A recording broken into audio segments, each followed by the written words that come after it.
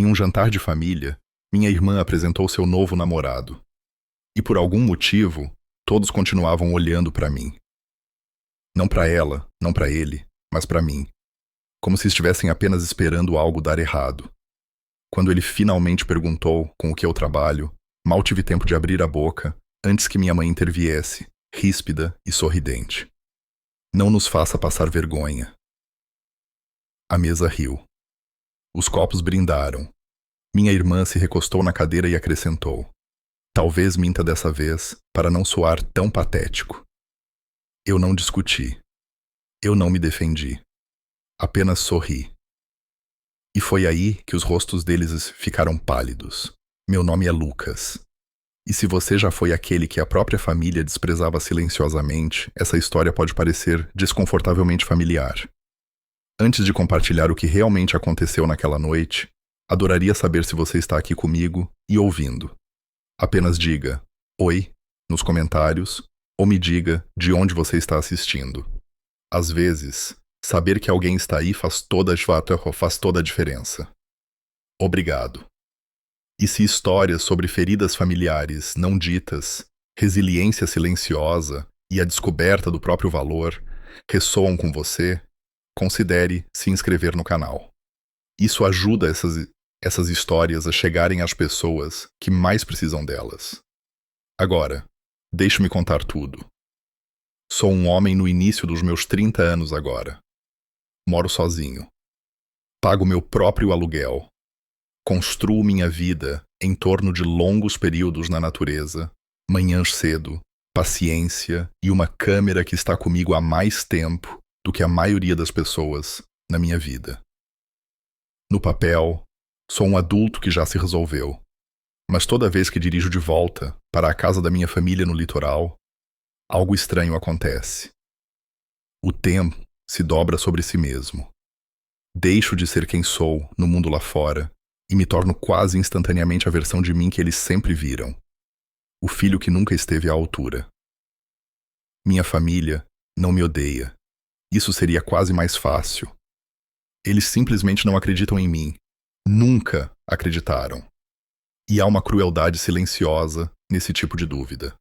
O tipo que não grita, nem ameaça, mas se instala lentamente, ano após ano, até que você começa a se perguntar se talvez eles estejam certos e você seja o errado. A casa deles fica no alto de uma encosta, toda de vidro e pedra clara, projetada para parecer atemporal e impressionante de todos os ângulos. É o tipo de lugar que as pessoas diminuem a velocidade para admirar quando passam de carro. Por dentro, tudo tem seu lugar. Prêmios emoldurados nas paredes, móveis cuidadosamente escolhidos, fotos de família que não são tanto sobre alegria, mas sobre conquistas. Esta casa não guarda apenas memórias. Ela transmite uma mensagem. O sucesso mora aqui. E ele segue regras muito específicas. Meu pai sempre foi o centro gravitacional desse universo. As conversas orbitam em torno dele.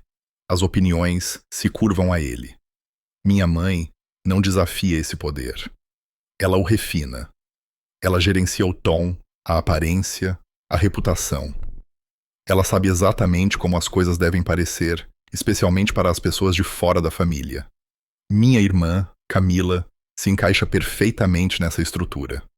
Ela seguiu o caminho que era esperado, atingiu os marcos no tempo certo e se tornou a história que meus pais amam contar. E então, tem eu, a variável que eles nunca conseguiram contabilizar totalmente. O filho que saiu do projeto original e nunca voltou completamente. Tenho sido diferente desde que me entendo por gente. Enquanto outras crianças do nosso círculo eram empurradas para equipes de debate e competições acadêmicas, eu queria desaparecer nas colinas, atrás do nosso condomínio, observando pássaros, rastreando movimentos, aprendendo padrões que ninguém mais parecia se importar. Meu interesse pela natureza sempre foi descrito como temporário, uma fase, algo que eu superaria assim que a vida real começasse. Essa palavra me seguiu por anos. Fase. Como se quem eu era ainda não contasse. A tensão nunca foi explosiva. Não havia brigas aos gritos, nem ultimatos. Em vez disso, havia uma erosão constante, elogios que nunca aterrissavam de verdade. Perguntas que soavam de apoio, mas carregavam dúvida por baixo. Piadas que eram leves o suficiente para serem descartadas, mas afiadas o suficiente para ferir. Com o tempo, aprendi a reconhecer esse tom instantaneamente, educado, preocupado, diminutivo. A ligação da minha mãe veio numa tarde de dia de semana, sua voz cuidadosamente calorosa. Ela disse que teríamos um jantar especial em família. Disse que a Camila tinha alguém importante que queria que conhecêssemos. Não fiz perguntas. Eu já sabia o que aquilo significava. Em nossa família, apresentações não eram casuais. Eram anúncios. Senti aquele aperto familiar no peito, não por causa de quem poderia estar lá, mas porque eu sabia exatamente de quem esperavam que eu fosse. Depois que desligamos, encarei meu telefone por mais tempo do que o necessário. Mais cedo naquele mesmo dia, recebi um e-mail relacionado ao meu trabalho. Um e-mail que levei anos para conquistar. Li novamente, depois bloqueei o celular e o coloquei virado para baixo na mesa. Não contei à minha família sobre isso. Não porque estivesse planejando uma revelação. Não porque quisesse drama. Não contei porque estava exausto, cansado de apresentar provas, cansado de transformar minha vida em um argumento de defesa. Pela primeira vez, eu queria entrar naquela casa sem tentar provar nada a ninguém. Houve um tempo em que tentei muito seguir o caminho traçado para mim. Fiz o que era esperado. Estudei o que fazia sentido no papel. Absorvi a pressão do jeito que fui ensinado, silenciosamente, sem reclamações. De fora, parecia que eu estava fazendo tudo certo. Por dentro, parecia que eu estava vestindo a vida de outra pessoa, e ela nunca servia direito. A pressão nem sempre ser falada, era falada só. Ela vivia nas suposições, na maneira como o sucesso era definido, antes mesmo que eu tivesse a chance de defini-lo por mim mesmo. Boas notas eram celebradas. Pontuações altas no vestibular eram prova de potencial. Qualquer coisa fora dessa estrutura parecia estranhamente invisível. Quando eu me saía bem, só era impressionante se estivesse alinhado com o futuro que imaginavam para mim. Caso contrário, era apenas interessante. Aquela palavra de novo, uma maneira educada de dizer irrelevante. O momento em que tudo mudou foi enganosamente pequeno. Vendi minha primeira fotografia. Não por muito, não o suficiente para mudar minha vida, mas o suficiente para mudar como me sentia dentro do meu próprio corpo. Aquela imagem representava horas de espera, aprendizado, falhas, tentativas. Foi a primeira vez que algo que eu criei, algo profundamente meu, foi escolhido por alguém que não me conhecia e não me devia nada. O sucesso acadêmico tinha me rendido elogios. Aquela venda me fez sentir vivo. Entendi a troca imediatamente. Eu podia continuar pelo caminho que rendia aprovação, ou podia escolher aquele que parecia honesto e aceitar o custo. Escolhi a honestidade, mesmo sabendo o que isso significaria. Distância, decepção, um reajuste silencioso da atenção para longe de mim e em direção à minha irmã, que estava assumindo perfeitamente o papel que eu estava abandonando. Meu pai nunca proibiu minha escolha. Ele não precisava.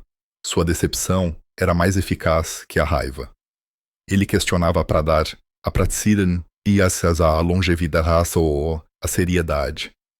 Minha mãe enquadrava isso como confusão, um desvio temporário que eu acabaria corrigindo. Minha irmã não discutiu nada. Ela simplesmente continuou avançando e os holofotes a seguiram naturalmente. A vida fora daquela casa era menor e mais difícil, mas era real. Morei num apartamento apertado. Aceitei trabalhos instáveis. Dirigi longas distâncias para projetos que não vinham com garantias. Dormi no carro mais de uma vez. Aprendi a sentir frio, a ser paciente, a esperar sem saber se a espera valeria a pena. Aos poucos, as pessoas da minha área começaram a notar. Editores lembravam do meu nome. Outros fotógrafos perguntavam como eu conseguia certas imagens. Nada disso chegava em casa. Uma vez, tentei compartilhar um pequeno sucesso num jantar de família. Nada dramático, apenas uma menção. A conversa mudou imediatamente. A conquista de outra pessoa tomou o centro do palco. Vi minhas palavras desaparecerem na toalha de mesa. Foi quando a ficha caiu. Não era que eu não tivesse realizado o suficiente. Era que eu tinha escolhido a arena errada. E ainda assim, continuei voltando.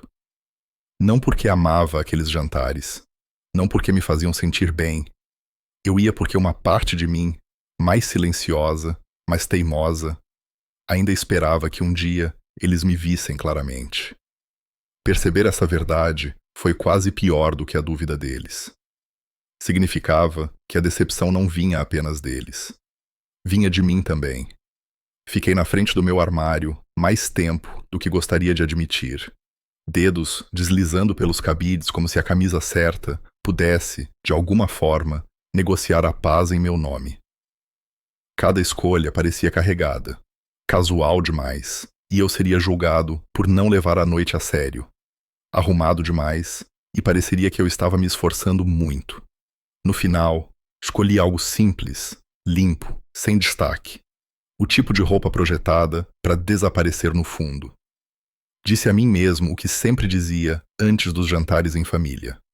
Fique quieto. Não chame atenção. Deixe passar. O silêncio tinha se tornado minha língua mais segura naquela casa. A viagem pela estrada costeira foi calma, quase bonita, o que fez o nó no meu peito parecer ainda mais deslocado.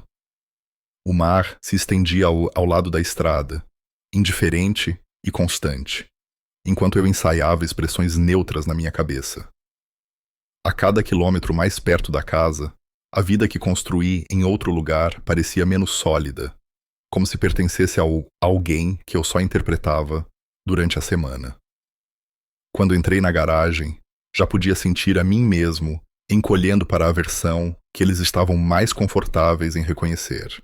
A casa parecia exatamente a mesma de sempre. Luzes quentes brilhando atrás das janelas amplas. Cada detalhe curado para sugerir falta de esforço. Lá dentro, nada estava fora do lugar. O sucesso tinha sido arranjado ali, emoldurado e polido, transformado em algo que você podia passar e admirar. Parei na porta, respirei fundo e entrei, conhecendo a postura que precisaria adotar. Educado, brando, agradável. A versão de mim mesmo que não perturbava a atmosfera. Minha irmã me cumprimentou rapidamente, eficientemente, já meio virada para a sala de estar onde o verdadeiro evento estava esperando. Ela parecia confiante, energiceda, quase radiante. Não apenas feliz, mas validada. Quando ela apresentou Mandison, o namorado, o orgulho em sua voz era inconfundível. Ele era alto, composto, à vontade, na própria pele, sem esforço. O tipo de pessoa que nunca se perguntou se pertencia a uma sala como aquela. A maneira como meus pais se inclinaram, a maneira como a conversa se ajustou instantaneamente ao redor dele, me disse tudo o que eu precisava saber. Aquilo não era uma apresentação casual, era uma confirmação. À mesa, a conversa se desenrolou como uma performance bem ensaiada. Carreiras foram discutidas com humildade praticada. Conquistas eram mencionadas como se fossem pequenos inconvenientes, em vez das peças centrais que realmente eram. Nomes, instituições, planos futuros flutuavam facilmente de uma ponta a outra da mesa. Eu ouvia, acenava com a cabeça quando parecia apropriado, sorria quando o contato visual pousava em mim por um segundo a mais. Eu estava presente, mas apenas no sentido mais técnico. Cada vez que pensava em contribuir com algo, o momento escapava. Alguém redirecionava o assunto.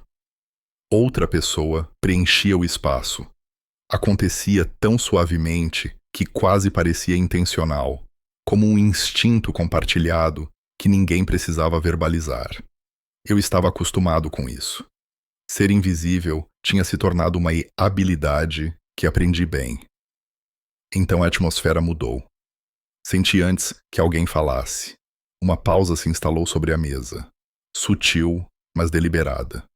As conversas estagnaram. Os copos repousaram na madeira. Um por um, a atenção deles se voltou para mim.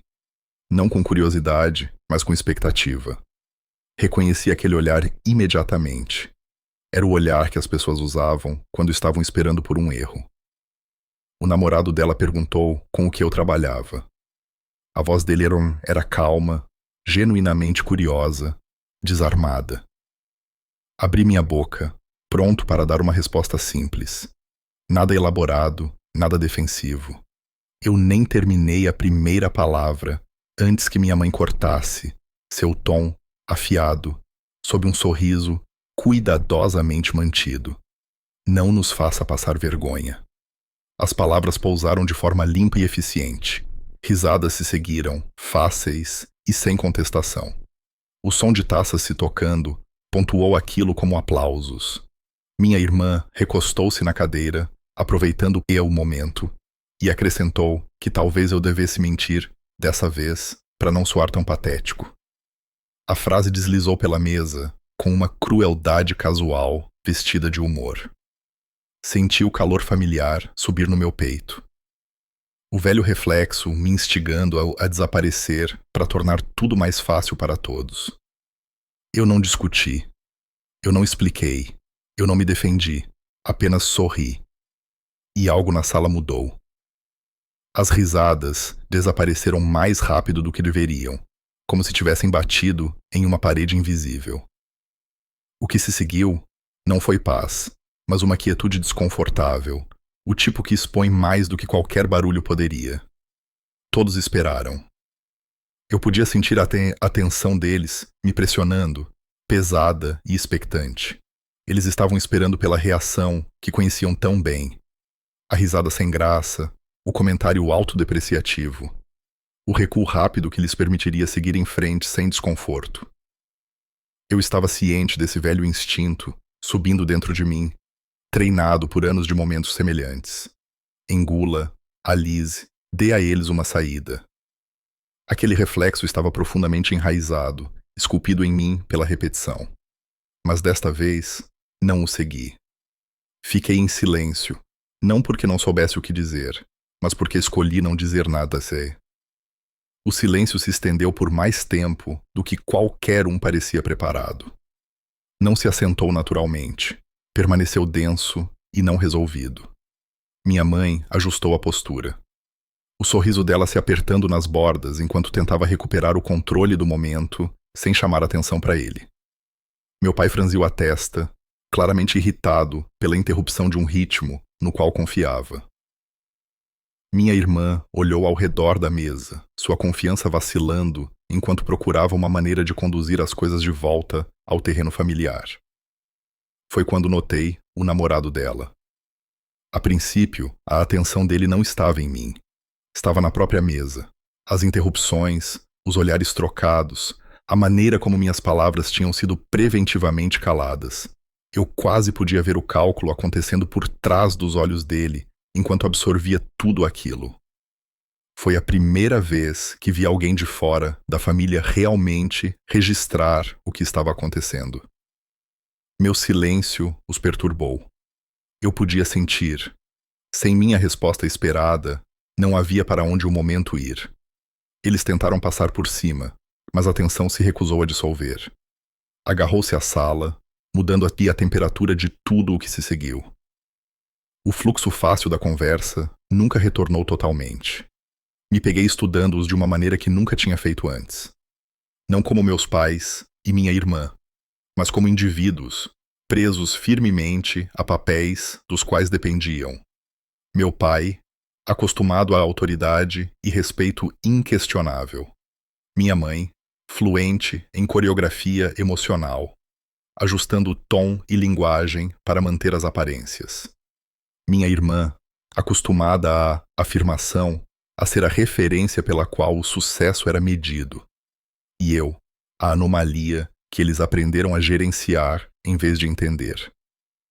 Pela primeira vez, não senti a vontade de deixar as coisas confortáveis para eles. Eu não estava tentando suavizar a noite ou proteger a imagem que eles valorizavam tanto. Algo dentro de mim havia mudado silenciosa, mas decisivamente. Sorri de novo, mas não foi o mesmo sorriso com o qual estavam acostumados. Não era armadura. Não era desculpa. Era a expressão de alguém que finalmente parou de esperar ser visto de forma diferente naquela sala. Eles sentiram a mudança, mesmo que não conseguissem nomeá-la. Eu podia ver na maneira como seus movimentos desaceleraram, na maneira como a mesa não sabia mais como proceder. O equilíbrio em que confiavam havia sido perturbado. Pela primeira vez, eu não estava interpretando o meu papel. E eles estavam começando a se perceber que eu não ocupava mais o lugar que haviam me designado. O silêncio não durou para sempre. Nunca dura. Fui eu quem o quebrou, mas não da maneira que esperavam. Não levantei a voz, não me apressei, não tentei desfazer o que tinha acabado de ser dito.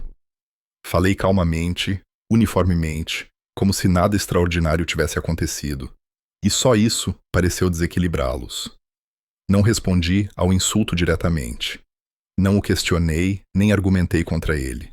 Em vez disso, respondi à pergunta que tinha começado tudo.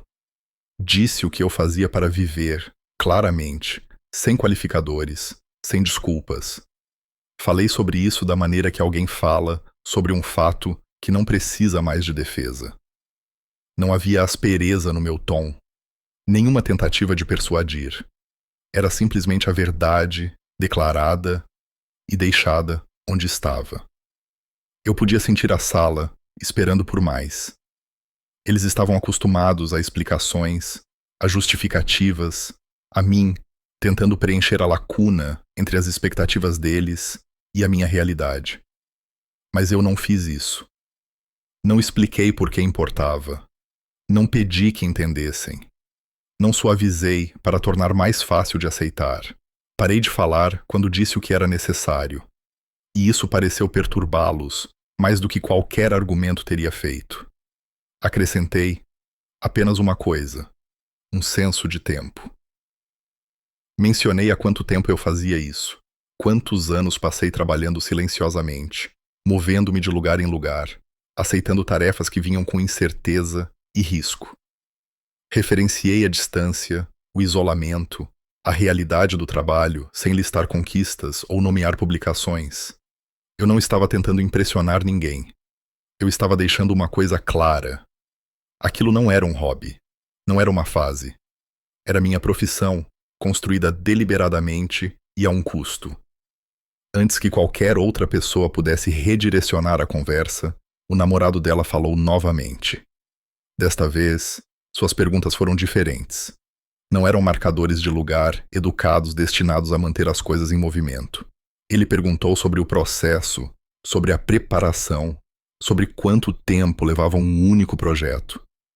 Respondi brevemente, exatamente da maneira que falaria com qualquer pessoa genuinamente interessada. Sem enfeites, sem defensiva. Algo mudou na mesa. A conversa não pertencia mais à minha família. Pertencia a nós dois. Eles escutavam em vez de liderar. Minha irmã tentou se reinserir, oferecendo comentários que pareciam forçados, mas não aterrissaram da maneira que costumavam. A dinâmica havia mudado e todos podiam sentir. Meu pai observava atentamente, percebendo que eu não estava falando para ganhar sua aprovação. Minha mãe testou algumas frases familiares, mas elas caíram no vazio, despidas de sua influência habitual. Ninguém disse em voz alta, mas a estrutura na qual confiavam não estava mais se sustentando. Os papéis que haviam atribuído tão confiantemente estavam começando a se desfazer. e não havia maneira fácil de restaurá-los. Meu pai foi o primeiro a reagir. Seu tom mudou, perdendo a casualidade e assumindo algo mais deliberado. Ele perguntou sobre se estabilidade, sobre o longo prazo, sobre o que aconteceria daqui a alguns anos. As perguntas foram enquadradas como preocupação, mas a mensagem subjacente era familiar. Dúvida reembalada. Minha mãe seguiu, aparando as arestas, sugerindo que trabalho criativo era significativo, mas imprevisível, que talvez fosse mais sábio pensar em algo mais confiável.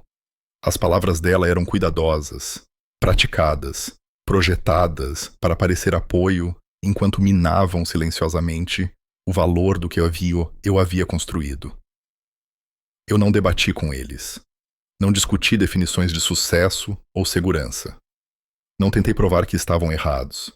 Disse uma coisa claramente e sem hesitação: que eu era responsável pelas minhas escolhas, que eu havia aceitado os riscos conscientemente, que os resultados, bons ou ruins, pertenciam a mim. Não havia espaço para a aprovação deles naquela declaração. E isso pareceu drenar a força de suas perguntas. Pela primeira vez, estabeleci um limite em voz alta. Disse que não vinha àqueles jantares para buscar permissão ou validação. Que eu aparecia porque escolhia, não porque devia tranquilidade a alguém. As palavras pareciam estranhas na minha boca, não porque não fossem verdadeiras, mas porque eu nunca havia me permitido dizê-las antes. Eles ouviram. Todos eles. Meu pai olhou para mim de forma diferente, não com raiva, mas com algo próximo do reconhecimento. Minha mãe ficou quieta, percebendo que não podia conduzir a narrativa da maneira que sempre fizera. Minha irmã se mexeu na cadeira, a confiança que carregara para a noite, escorregando ao sentir que sua posição não era tão segura quanto acreditava. A atmosfera mudou completamente. A leveza se foi, substituída por algo tenso e não resolvido. Até o namorado dela parecia entender que aquilo não era mais apenas um momento familiar constrangedor. Era algo mais profundo, algo estrutural, se desfazendo em tempo real.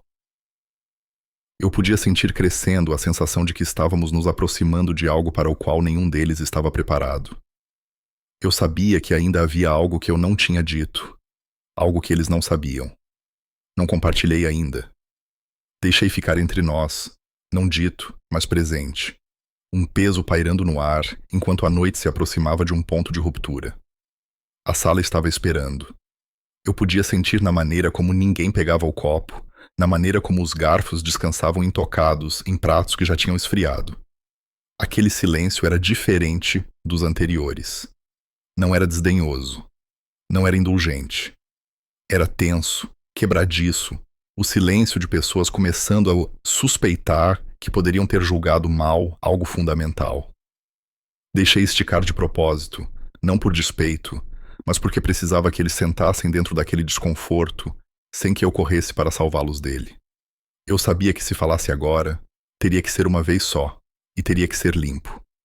Sem voltas, sem suavizar as bordas. Eu não estava mais interessado em me explicar, e certamente não estava interessado em pedir que alguém entendesse. Eu disse a eles que não tinha planejado compartilhar o que estava prestes a dizer no jantar, que aquilo não era algo que eu carregava por aí, esperando pelo momento dramático certo. Disse que a risada não tinha me machucado da maneira que machucaria antigamente. O que ela fez, em vez disso, foi deixar algo muito claro. Eu estava esperando a afirmação de pessoas que nunca iriam dá-la. Peguei meu telefone lentamente, sem levantá-lo, sem apresentá-lo como prova num julgamento. Abri um e-mail e virei a tela para a mesa. Disse a eles calmamente o que era. A confirmação de um grande projeto internacional. Um trabalho que me levaria para longe daqui por muito tempo. Um trabalho que apenas um número muito pequeno de pessoas, na minha área, é convidado a fazer. Não listei credenciais, nem exagerei.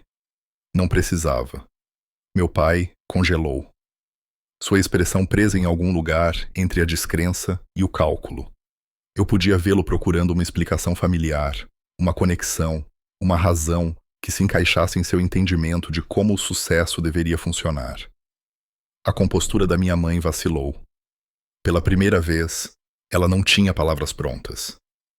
A confiança da minha irmã evaporou completamente.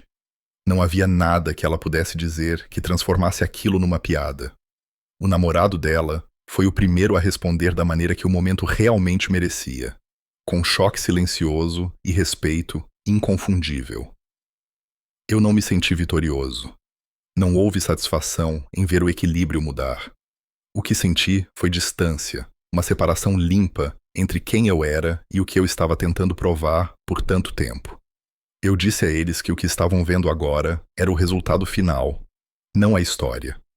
Que o trabalho tinha sido feito em isolamento, sem aplausos, sem segurança, sem ninguém daquela mesa aparecendo para ver. Pela primeira vez, nomeei o que estava acontecendo há anos. As interrupções, as piadas disfarçadas de preocupação, a maneira como minhas escolhas eram tratadas como um passivo a ser gerenciado. Eu disse que a mágoa mais profunda não era a falta de elogios. Era ter sido negado o respeito básico de ser visto como um adulto capaz de escolher a própria vida. Eu disse claramente. Eu não precisava mais de permissão, eu não precisava mais de validação. A sala se apertou ao redor daquelas palavras. Ninguém discutiu. Ninguém interrompeu. Eles também não concordaram. Simplesmente ficaram sentados lá, diante de uma versão de mim que não podiam mais reposicionar ou minimizar. Eu disse a eles onde estava a linha. Se houvesse um relacionamento daqui para frente, ele seria construído no respeito, não na educação, não na tolerância. Respeito. Eu disse que não aceitaria mais ser diminuído, viesse isso embrulhado em humor ou preocupação. Isso não era uma ameaça. Não era um ultimato. Era uma condição para minha presença. Meu pai olhou para mim por um longo momento. Ele não discutiu. Ele não deu instruções. Pela primeira vez, ele não tentou me guiar para lugar nenhum. Ele também não pediu desculpas. Minha mãe tentou recuperar o controle da narrativa, mas o esforço foi transparente. Agora, sua confiança fora substituída por algo mais próximo da inquietação. Minha irmã não disse nada. O papel no qual ela confiava não servia mais, e ela não sabia com o que substituí-lo. O namorado dela assistia a tudo silenciosamente, vendo aquela família sem o polimento e me vendo sem a distorção. Levantei-me antes que alguém sugerisse sobremesa ou café. Antes que a noite pudesse ser suavizada e arquivada, disse que tinha trabalho para preparar. Não pedi permissão. Não esperei por concordância. Eu não estava saindo com raiva. Estava saindo porque tinha acabado. Lá fora, o ar parecia diferente, mais leve. Enquanto me afastava da casa, entendi que não estava abandonando minha família. Eu estava deixando para trás uma versão de mim mesmo que ficara tempo demais em salas onde nunca deveria ter pertencido. Se eles mudariam ou não, não era mais minha responsabilidade. Eu sabia que eles poderiam tentar entender mais tarde, ou poderiam simplesmente reescrever a história para proteger a imagem deles. De qualquer forma, eu tinha mudado. Não estava mais esperando. A maior liberdade que encontrei não foi em ser reconhecido. Foi em não precisar mais ser. Eu não tinha ganhado. Eu não tinha perdido. Eu tinha simplesmente assumido o lugar que sempre foi meu. A maior liberdade que encontrei não foi em ser reconhecido. Foi em não precisar mais ser. Eu não tinha ganhado. Eu não tinha perdido. Eu tinha simplesmente assumido o lugar que sempre foi meu. E, no entanto, no momento em que fechei a porta atrás de mim e entrei no ar fresco da noite, o silêncio não pareceu triunfante. Pareceu exposto. A adrenalina drenou rápido, deixando para trás algo cru e desconhecido. Fiquei ao lado do meu carro, mais tempo do que o necessário, chaves ainda na mão, ouvindo o som distante das ondas batendo contra as falésias abaixo da casa. Pela primeira vez naquela noite, não havia plateia, nem tensão para gerenciar, nem papel para interpretar, apenas eu e as consequências de finalmente dizer o que eu nunca tinha me permitido dizer em voz alta. Enquanto eu dirigia para longe, a casa ficava menor no espelho retrovisor, mas o peso dela não desapareceu. Ele mudou para dentro. Eu me sentia firme, mas não aliviado. certo, mas não calmo. Havia uma mistura estranha de determinação e luto se instalando no meu peito. Eu tinha escolhido, eu tinha escolhido a mim mesmo. E mesmo quando essa escolha é a certa, ainda custa alguma coisa. Eu não estava de luto pela aprovação deles. Eu estava de luto pela versão da família que eu esperava que pudesse existir algum dia se eu apenas esperasse tempo suficiente. Meu telefone vibrou assim que entrei na rodovia. Não olhei imediatamente. Parte de mim já sabia quem seria. Quando finalmente olhei para a tela, o nome da minha mãe confirmou. Deixei tocar, não porque estava com raiva, mas porque não estava pronto para ser puxado de volta para uma conversa onde esperariam que eu suavizasse o que tinha acabado de deixar claro. 1 minuto depois, apareceu uma mensagem. Curta, cuidadosa. Ela disse que deveríamos conversar, que ela não queria que a noite terminasse assim, que éramos família. Família. As palavras ainda carregavam peso, mesmo agora. Eu não respondi. Ainda não. Precisava de espaço para entender o que sentia antes de tentar explicar para qualquer outra pessoa. O silêncio que escolhi dessa vez não era defensivo. Era deliberado. Quando cheguei em casa, meu apartamento parecia menor do que o normal, mas também parecia honesto. Sem troféus nas paredes, sem história curada de sucesso, apenas equipamentos empilhados no canto, malas meio feitas, mapas dobrados e desdobrados vezes demais. Evidências de uma vida construída através do movimento, em vez da estabilidade. Sentei na ponta do sofá e encarei o chão, repassando a noite em fragmentos. A expressão congelada do meu pai, a quietude repentina da minha irmã, a maneira como o namorado dela tinha olhado para mim, não com pena, mas com algo mais próximo da compreensão. Essa foi a parte que mais me perturbou. Não a reação da minha família, mas a presença de alguém que viu a verdade imediatamente porque não estava investido em preservar a ilusão. Isso me fez pensar em quantos momentos como esse eu perdi ao longo dos anos, assumindo que ninguém jamais me levaria a sério. Outra vibração. Desta vez, uma ligação da minha irmã. Essa me surpreendeu. Ela raramente entrava em contato, a menos que precisasse de algo. E hoje à noite, eu não conseguia imaginar o que seria. Deixei cair na caixa postal. Quando a notificação apareceu, não abri imediatamente. Eu já sabia que a voz dela soaria diferente. Defensiva, talvez, ou magoada, ou com raiva de que o equilíbrio em que ela confiava tivesse mudado, sem o seu consentimento. Eu não estava pronto para ouvir ainda. Dormi mal. Não porque me arrependesse de algo, mas porque minha mente continuava circulando a mesma pergunta. O que acontece depois que você para de pedir para ser escolhido? Eu tinha construído minha identidade em torno da resistência, em torno de provar que podia sobreviver sem validação. Mas sobrevivência e direção não são a mesma coisa. Com a velha tensão desaparecida, havia espaço para outra coisa surgir. Incerteza. Na manhã seguinte, acordei cedo, como sempre fazia, antes de uma viagem. Meu telefone estava quieto, agora. Quieto demais. Sem mensagens de acompanhamento, sem chamadas perdidas. A ausência parecia intencional, como se todos os envolvidos estivessem recalibrando, decidindo qual versão da história levariam adiante. Fiz café e fiquei na janela, observando a cidade acordar, ancorado pelo ritmo familiar da minha própria vida continuando, independentemente do que havia mudado na noite anterior. Mais tarde naquele dia, chegou um e-mail do coordenador do projeto no exterior, confirmando datas e logística. Movimento real e tangível. Um lembrete de que o mundo que eu escolhi ainda estava lá, esperando que eu aparecesse. Senti a atração disso fortemente, mais estabilizadora do que qualquer conversa que eu pudesse ter tido com minha família. Este trabalho não exigia que eu justificasse meu valor, só exigia compromisso. Naquela tarde, minha mãe ligou de novo. Desta vez eu atendi. A voz dela estava mais baixa, menos controlada do que o normal. Ela disse que não tinha dormido. Disse que estava tentando entender onde as coisas tinham dado errado. Ouvi sem interromper, sem corrigir a versão dela dos eventos. Quando ela fez uma pausa, esperando por tranquilização, eu não a dei. Disse a ela que não estava com raiva. Disse a ela que não estava pedindo desculpas. Disse que se fôssemos continuar conversando, teria que ser sem minimizar o que eu tinha dito. Houve um longo silêncio do outro lado da linha.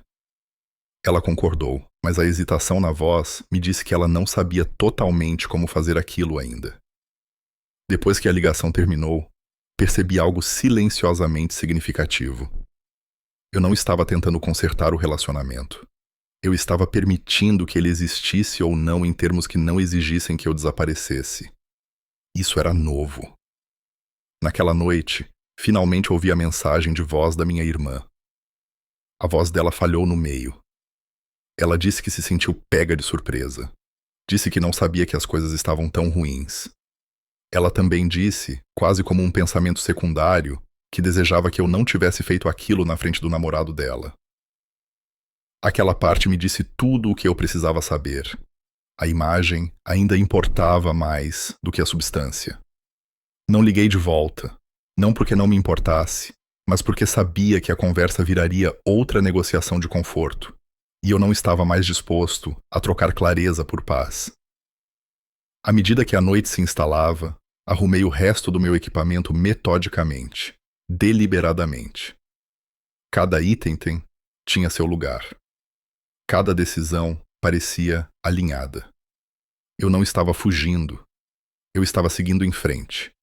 E pela primeira vez, não estava carregando a esperança silenciosa de que alguém em casa pudesse finalmente me ver e mudar.